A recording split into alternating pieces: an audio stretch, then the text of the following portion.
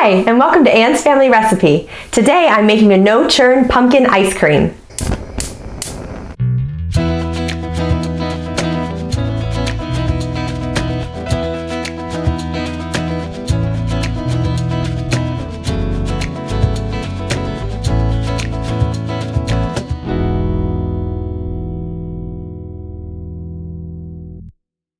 I found this recipe through my sister-in-law, Linda. She loves experimenting with making new foods. She's made her own cheese, she is making her own root beer right now, and a couple of years ago, she tried her hand at making her own ice cream. I thought it would be fun to share this recipe with you because it doesn't require any special equipment.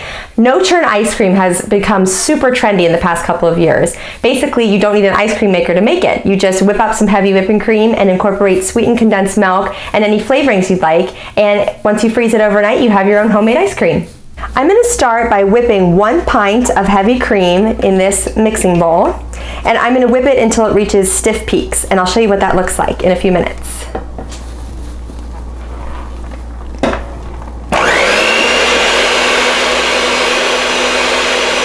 I used my electric hand mixer to beat the whipping cream for about 5 minutes until it reached stiff peaks. And I just wanted to show you what that looked like. If I dip my beaters in and then pull them out, the whipping cream should stand up tall. It's not going to kind of fold over and be soft.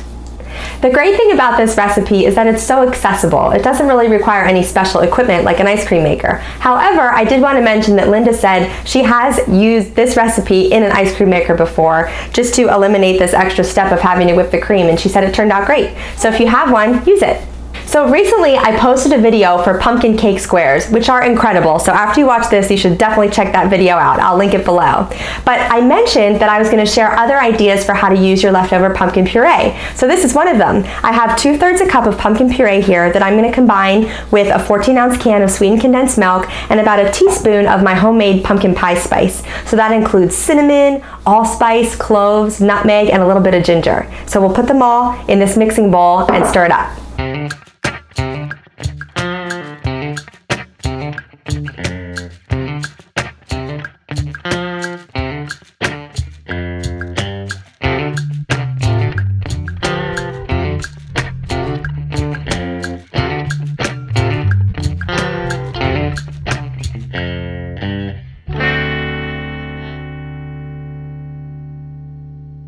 The next step is to fold the two together. So we're going to slowly pour in our pumpkin mixture and incorporate it into our whipping cream.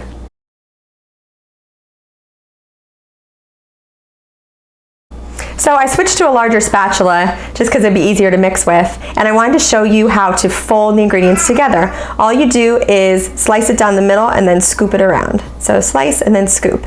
And that way you're incorporating everything evenly, but you're not deflating the whipping cream. You want to keep it nice and fluffy.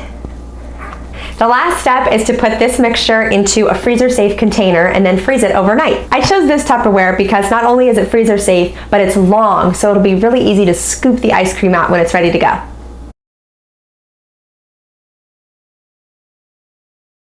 So this ice cream is ready to go in the freezer, and as you're pouring it into your Tupperware, if you want, you can add mix-ins too. So you can layer it with graham cracker crumbles, with mini chocolate chips, whatever you'd like to experiment with. I decided to keep it a pure pumpkin flavor because I know my kids are going to like that the best. So all that's left to do is wait for this to freeze, and then we'll try it out tomorrow.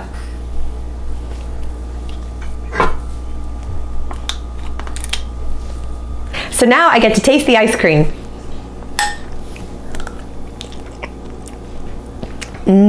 Oh my gosh, it's so creamy. It tastes like pumpkin pie in a bowl. It's so good. Oh, I'm gonna take another bite. You know what, I have some ginger snap cookies and I have some graham crackers too, and this would make awesome little mini ice cream sandwiches. I'm definitely gonna have to try that.